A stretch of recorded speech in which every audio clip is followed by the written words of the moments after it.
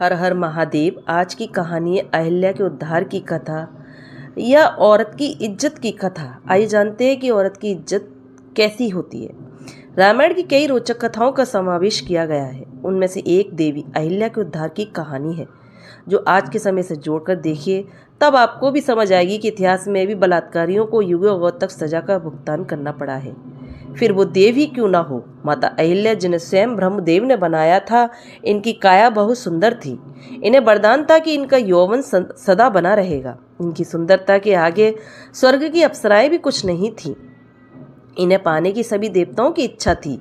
यह ब्रह्मा जी की मानस पुत्री थी। अतः ब्रह्मदेव ने एक परीक्षा रखी, जिसकी शर्त थी कि जो भी परीक्षा का विजेता होगा उसी से अहिल्या का विवाह होगा। अंत में यह परीक्षा महर्षि गौतम ने जीती और विधि पूर्वक अहिल्या से विवाह किया। अहिल्या की सुंदरता पे स्वयं इंद्रदेव मोहित थे और एक दिन वो प्रेम वासना कामना के साथ अहिल्या से मिलने पृथ्वी लोक आए। लेकिन गौतम ऋषि के होते ये संभव नहीं था। तब इंद्र एवं चंद्रदेव ने एक युक्ति निकाली। महर्षि गौतम ब्रह्म काल में गंगा स्नान करते थे। इसी बात का लाभ उठाते हुए इंद्र और चंद्र ने अपनी मायावी विद्या का प्रयोग किया और चंद्र ने अर्धरात्रि को मुर्गे की बांग दी, जिससे महर्षि गौतम भ्रमित हो गए और अर्धरात्रि को ब्रह्म काल में समझ गंगा तट स्नान के लिए निकल पड़े। महर्षि के जाते ही इंद्र ने महर्षि गौतम का वेश धारण कर कुटिया में प्रवेश किया और चंद्र ने बाहर रहकर कुटिया की पहरेदारी की। दूसरी तरफ जब गौतम ऋषि गंगा घाट पहुंचे तब उन्हें कुछ अलग आभास हुआ और उन्हें समय पर संदेह हुआ या शक हुआ। तब गंगा मैया ने प्रकट होकर गौतम ऋषि को बताया कि ये इंद्र का रचा माया जाल है। वो अपनी गलत नीयत लिए अहिल्या के साथ कुकृत्य की लालसा से पृथ्वी लोक पर आया है। यह सुनते ही गौतम ऋषि क्रोध में भर गए और तेजी से कुटिया की तरफ लौटे। उन्होंने चंद्र को पहरेदारी करते देखा तो उसे शाप दिया, उस पर हमेशा राहु की कुदृष्टि रहेगी, और उस पर अपना कमंडल मारा।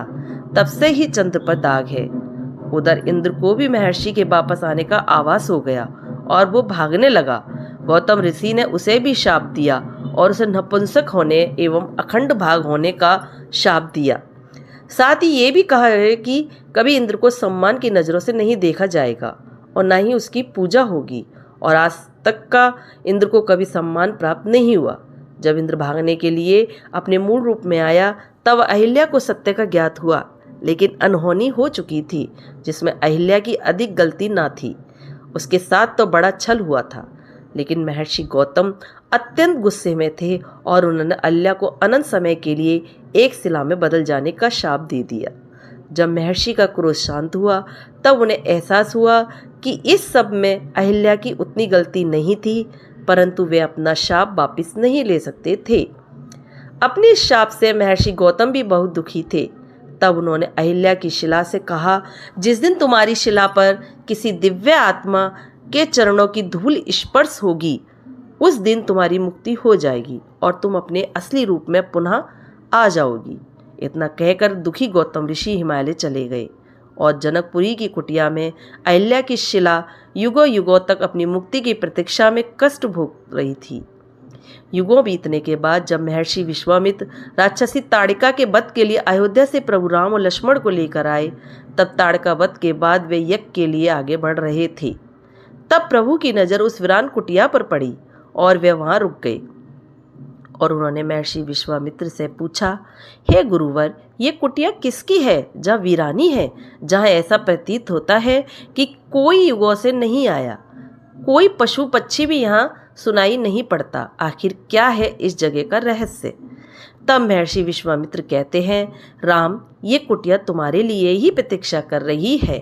यहाँ बनी वह शिला तुम्हारे चरणों की धूल के लिए युगों से तुम्हारी प्रतीक्षा कर रही है।